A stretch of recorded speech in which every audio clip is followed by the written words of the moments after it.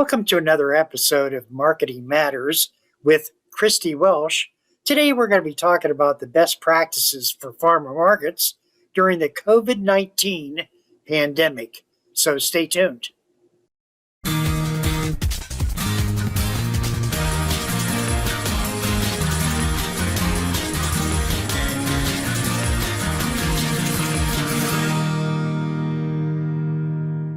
Welcome back to another episode of Marketing Matters with Christie Welch.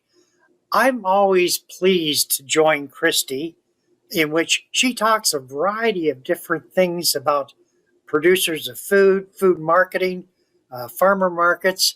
And today, Christie's going to give a really good understanding of how farmer markets are dealing with the pandemic COVID-19.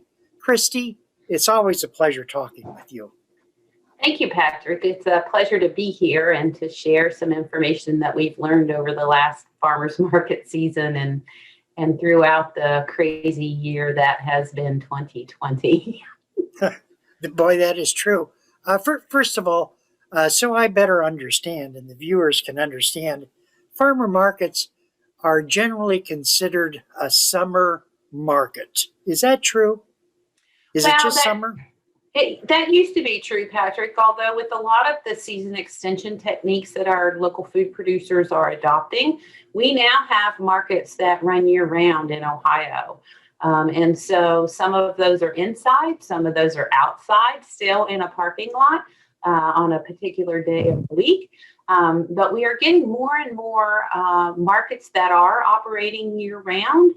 And of course, we have some items like locally produced meats and value-added products, baked goods, and we even have quite a few producers that are now being able to produce leafy greens, especially almost year-round here in Ohio. So you can find one just about any time of the year.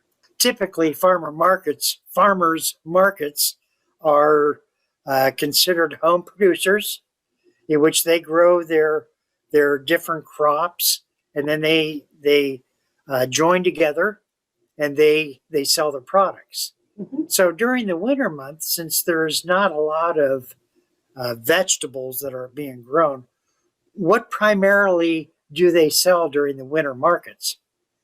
Well, again, Patrick, as more and more producers adopt season extension, like high tunnels and some even greenhouse production, we are getting more, especially leafy green type products produced throughout Ohio year-round.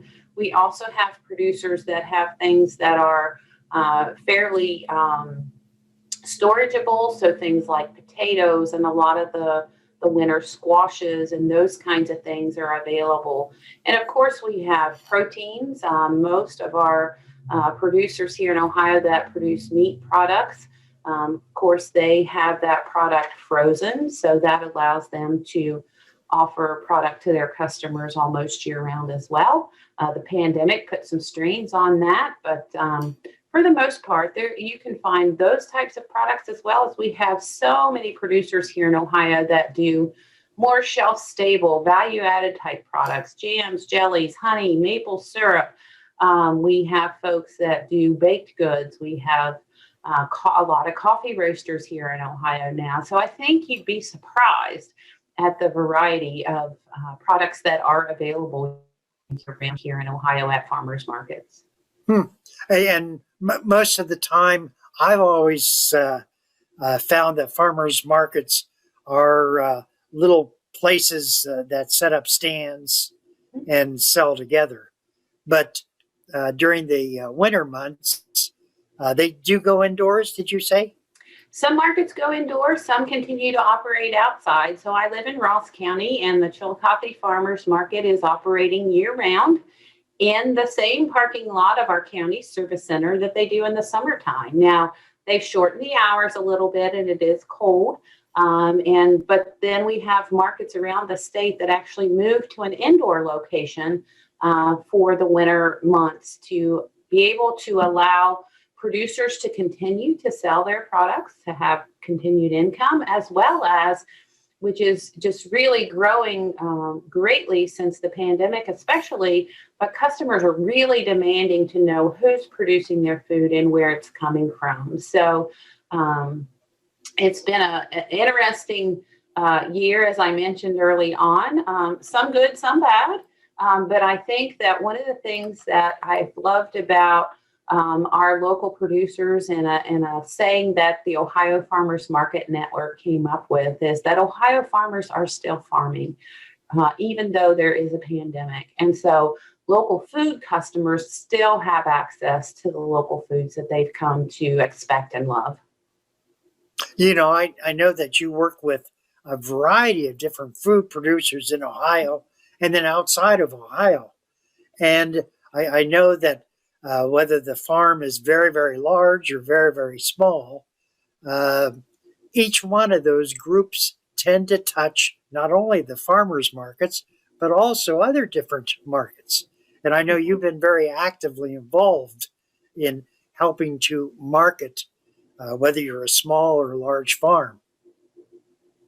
Yeah, it's been a great experience, Patrick. And of course, the pandemic has changed a lot of how we go about business.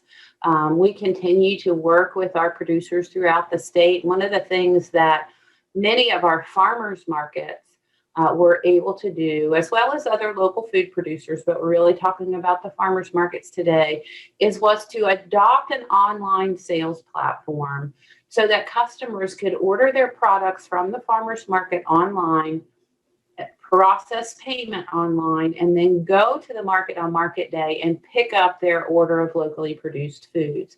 So that's really allowed them to maintain social distancing. It's been a challenge for some markets. It takes a lot more management because you have to aggregate all those orders, make sure the right customer gets the right order. But it just goes to show how resilient and versatile our local food producers and farmers markets are. And we actually did a special project for SARE, the Sustainable Agriculture Research and Education program through USDA, where we highlighted 5 different producers that used online sales platforms. And those are available on our website if you missed those and didn't get a chance to watch them. But there are so many online market platforms, sales platforms to choose from. It really depends on your particular situation and how you might want to approach that for your farmers market. But we have seen that customers are really liking the convenience of doing that, ordering that way, but also being able to be socially distant, maintain their safety, but still get the local food that they've come to love. Well, let's talk a little bit about the farmers markets. There seems to be small ones. There seem to be independently owned ones. There seem to be a large group. So let's start with the independent farmers markets. For instance, we can go down the road and you'll see some farm that has a large retail store, if you want to call it that, that's opened. How are they doing in the COVID-19? By that I mean, what kind of practices have they established so that we can feel safe in walking into their business? That's a great question. Of course, those are what we call farm markets. So it's a market on the farm, but regardless, early on in the pandemic, it was made clear that local food is an essential business, just like a grocery store or others. There was a question about that when we first began to have the shutdowns around the country, but it is an essential business. But of course, local food producers care passionately about getting you fresh, local, healthy, safe food. And so they're going to continue to care about your safety in a variety of different ways. Some of the things they did, of course, was that online ordering. So you don't have to wander through the market to pick out the items you want. You can do that online, and then that order is aggregated and you simply pick it up. We've even had a few folks that are delivering to people's homes. The other things that they do, of course, is make sure you have good signage to tell people what your practices are that are in place to help keep everybody safe.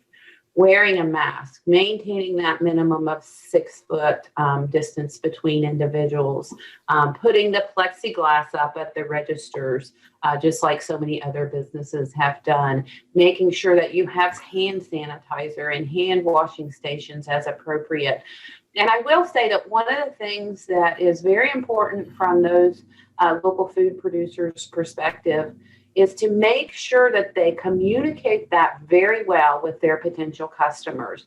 Put it on your website, share your practices on your social media sites. Make sure, again, you have that signage at your actual physical locations, because customers want to support you. They want that local food, but they also want to make sure that they're doing it as safe as possible. So again, those are some of the things that farmers markets and farm markets have implemented. You know, Christy, I grew up with the fact that I can go into any grocery store and I can pick and choose my fruits and vegetables and anything that they sell in quantities. Mhm. Are people able to also go in and sort of rummage through the vegetables and pick out the ones that they find? Or because of COVID, that has sort of gone away? That has changed, Patrick, and that's a really good point. So whether you're online ordering, of course, if you're doing it online, the producer or the seller would be bagging that item for you. But if you actually go to the farmer's market or the farm market, many of them have implemented a no-touch policy. So, Uh, for example, at the farmer's market, the producer is standing there with their items for sale and 6 foot distance between you and that seller. And then they request that you point to the item that you would like to purchase, and the producer will actually bag that for you and then complete the sale. And again, because this can be transmitted, we think, via touch. So again, to minimize the amount of touch that happens to different products, I will say there is no evidence that COVID is a foodborne illness. And so we want to certainly keep that in mind. But just with all the questions, our producers are really doing everything that they can to keep people as safe as possible. that's interesting. Anything else on the independent um food markets that you'd like to share? Otherwise, we'll move to the smaller farmer markets. I don't think that there's anything else. Again, just to make sure that you communicate well with your customers what your process is, what policies you've implemented to ensure that you continue to operate and serve your customers as safe as possible. Okay. So let's now move to the farmer markets, the smaller ones. The ones that I'm more familiar with are the smaller town kind of farmers markets. How have they been affected, especially in the summer months of 2020?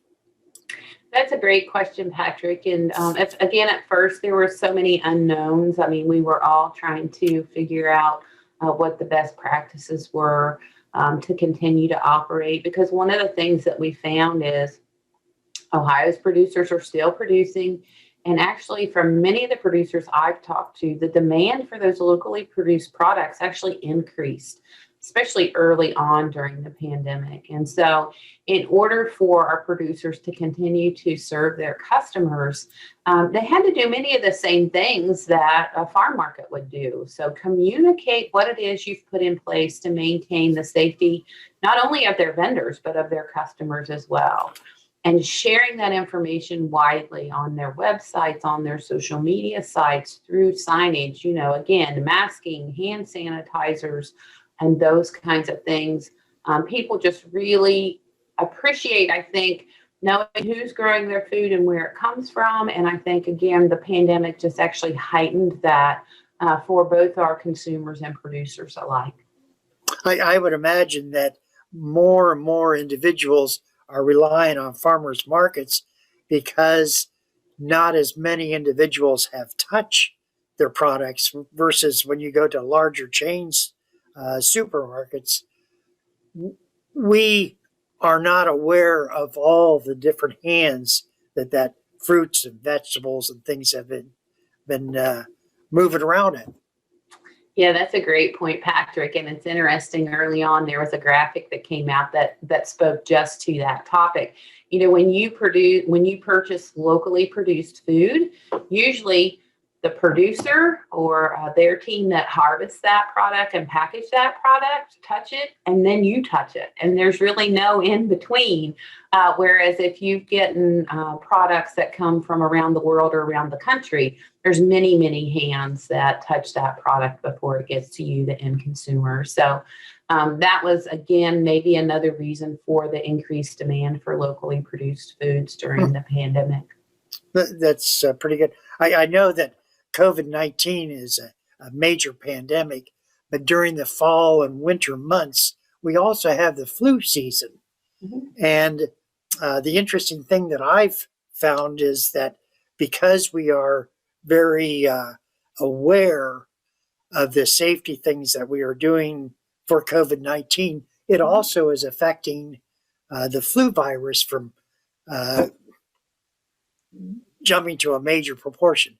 Are you finding that? Well, Patrick, you know, I'm not a doctor or a virologist or anything like that, but I would say, you know, the health experts have been telling us for years and years, wash your hands, wash your hands, wash your hands. And so I think that a lot of folks have finally taken that to heart. And so not only by maintaining those proper sanitary practices, does that help reduce the exposure or likelihood of catching the COVID-19 virus, but it would go right along with the flu virus as well. So, you know, again, we've been telling consumers for years, make sure you wash your fresh produce when you take it home before you consume it and those kinds of things. So again, I think it's just science-based information that's been out there for a long time. We just didn't pay real close attention to it, some of us, for a while. Or we just didn't care. We didn't, you know, if you don't see it, it doesn't bother you. Right. On the same token, the smaller the farmer markets, they've had to practice unique ways of making sure people are safe. And I know that you have been dealing with those farmer markets that have looked at ways in which they can keep healthy. Care to share any of the things that you've discussed with some of the smaller markets, the individual producers? Absolutely, Patrick. That's a great question. So, you know, normally when you go to your local farmers market this would be pre-pandemic. So you've got the vendors' tents are usually one right next to the other. So tent leg to tent leg so that there's no separation because it shows how abundant that market can be. But one of the things that physical markets have done now is they've spaced those tents out. So instead of having your vendors right next to each other, they have a minimum usually of 6 foot spacing between different vendors, as well as instead of the produce being front and center, while it's still out there where customers can see it, many markets have then put another table in front of that produce so to maintain that distance between the consumer and the seller, the vendor producer as well. In addition, requiring people to wear masks or encouraging people to wear masks, having hand sanitizer available at multiple locations. The other thing that farmers markets have done is they've created a one-way walking path. So instead of everybody going any which way through the market, you might enter on one side and go down that side and then turn around and come back down the other for those typical horseshoe-shaped markets. But again, all of this has been done to help ensure the safety of the consumer as well as those producers that are selling at the farmers markets. Again, I can't stress enough how important signage is to help communicate your practices. The other thing that some markets did early on was they actually created a drive-through farmers market. So they used an online sales platform where a customer would pre-order their products. Folks and volunteers at the farmers market would aggregate their orders because, again, you're not ordering usually from one vendor. If you're going to the farmer's market, you're at least ordering from 3 or 4 probably. And so they would take the orders, they would aggregate those orders. And then as people drove through the market, the order would be placed in the back of your car. So you didn't even have to get out of your vehicle and still were able to get that local product. That takes a lot of hours and a lot of management on the market side. And so it's been done, and markets have done it very successfully. But it was a whole new ball game for a lot of our farmers markets around the state. So, picking up the different fruits and vegetables and the other products, how have the producers been in getting their money? But again, if it's that online platform, so the customer would place their order online, and most of them would pay online. Oh, okay. Now, one of the challenges that farmers market especially had early on was SNAP customers that received the Supplemental Nutrition Assistance Program benefits.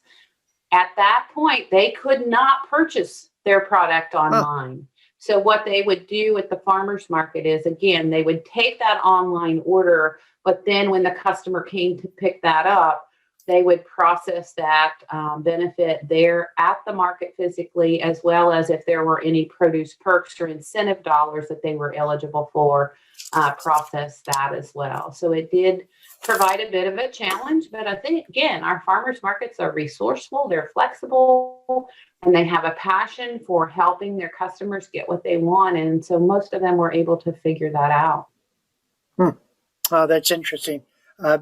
Before we move to the very large farmers markets, anything else that you'd like the listening audience to be aware about regarding? I would just say Ohio farmers are still farming. You can still get the local food you've come to know and love and expect. It just might look a little bit different, that process. And it will be very interesting to see as we move into the growing season of 2021 and see how much of a back to normal type of atmosphere we might be able to get to. But I would expect to still see a lot of those social distancing practices implemented as we move through this next season. I know that there's still many different, very large farmers markets that are operating, especially in the larger cities. How are they coping with the pandemic?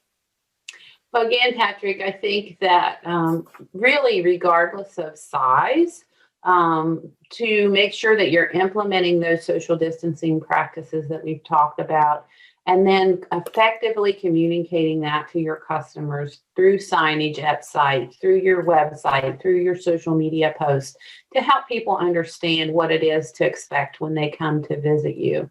I would say one of the biggest differences from a larger market versus a smaller one might just be the number of people that are in that particular space at any given time. So what some markets have done is they have a queue. Again, as we talked about before, one entrance, one exit, and they can actually count the number of people that are allowed in that space at any given time. And of course, that number counts the number of vendors that are there selling as well. And then a lot of folks, you've already seen them if you've been in a store, putting the stickers on the ground that say stand here to wait on the next available person or whatever to help maintain that social distance. And so I think that's the biggest difference, is just the numbers of people allowed in that space at one time. Items that normally are not considered small farmer markets. You might be surprised, Patrick. We have many, many markets now around the state that have lots of meats, from poultry to pork to beef, of course, to buffalo or bison. Really? Yeah, so the list is pretty extensive there. We have lots of cheese producers throughout the state. So I would say, again, it's not so much determined by the size of the market, but what the customer demand is for that particular product. And so, again, they've been following a lot of those best practices for food safety to start with, but then layering on those social distancing best practices that we've talked about. So are the farmer markets, whether it's large or small or independent, are they located in one area, or just how many are there, do you think, in the state of Ohio? The best number we have right now for the number of farmers markets in Ohio is about 350, and they're all different. everyone that you visit will have some similarities and some differences, because farmers markets are really based in the community where they exist. So those unique aspects of every community really influence the farmers markets and how they operate. And so I encourage people always is to visit as many farmers markets as you have the opportunity to do so, because you will see different things at every market that you go to. Yeah, it's a good point to keep abreast of what's available in your area, and then again, visit as many markets as you can, because each market is individual. Share some characteristics, but there's a lot of differences too. So you want to do your research, and based on the product that you are producing, is that the customer that's participating in your local farmers market? It might not be. It might be that your customer might be at a different market. But go talk to those market managers and say, this is what I'm thinking about doing.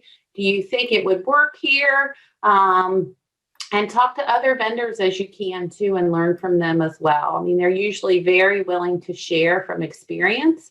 But again, start small. Find out what works for you, what's in demand at that particular market. You know, if you visit your local farmers market and there's 10 people selling tomatoes, maybe you don't want to try to sell tomatoes. Really try to identify what it is that's not currently available at that market, or what it is that you do better than anyone else, and find out where your niche lies in that manner. And is there a cost? For instance, if I want to join a farmer's market, is there a rental charge? That's a good question too, Patrick, and it depends on the market. So some markets are operated by the producers of that market. Some farmers markets throughout Ohio are managed by a chamber of commerce, an economic development, a county commissioner, a city. Some are operated by nonprofits. So it really depends on the farmers market. So reach out well in advance. I would say if you're thinking about wanting to sell at a market this summer, now's the time to be reaching out to those potential farmers markets and find out, how much does it cost you to sell? Some markets will offer a daily vendor fee versus a seasonal fee.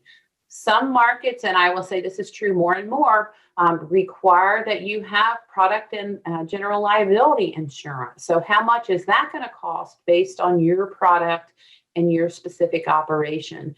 Now's the time to start exploring some of those types of questions.